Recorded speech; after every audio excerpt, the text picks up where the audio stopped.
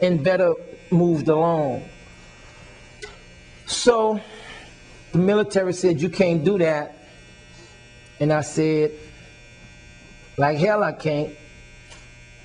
You don't need to give them water. There's water on the bus. I says, yeah, okay, fine. There's water on the bus and I'm going to give them water now. It makes sense to show some human side to this rather than all these guys standing up here with all these weapons and these people are suffering and under great pain, and all you guys are saying, just march, don't look back, keep marching until you march to the front door and get on the bus. So as I stood up there looking, I looked around, I said, you know, I have to figure out, one, what made me stay here? Two, what is this all about? And after day one passed, then day two, and it came to me and I said, you know, looking at this reminds me of the Emmett Till story. And Emmett Till's mother said to the undertaker, when she was asked, do she want the casket to stay open? And she said to the undertaker, if I have to see him like this, the world should see him like this. And I stood at that door and I said, you know, the business people, the politicians, the clergy, they all get this report. They know this poverty exists like this.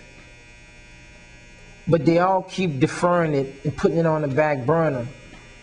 And God has looked into this city and says, you know, New Orleans, you're a beautiful city.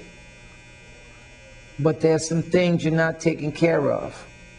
And since you're not taking care of it, I'm going to wash it up on the shores of the banks of the city and embarrass you with it and force you to take care of it. And we all know the history of America. America doesn't move until you embarrass her. The Vietnam War, until the body bags start coming home, and the American public went into a rage, then there was a call and a cry to stop the war in Vietnam. The civil rights movement, when the dogs and the hoses were turned on the marchers, the Kennedys got on TV nationwide and says, this is a civilized nation. We can't have that kind of behavior. Prior to that, they were lynching and hanging and beating blacks and whites who were trying to make things better for blacks by the dozen. So now we have a situation where America has been embarrassed. Not just New Orleans, but America, because in one sense, the cities of America follow the dictate of what comes out of Pennsylvania Avenue.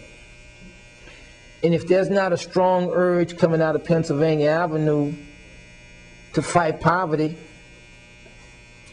we run around in this country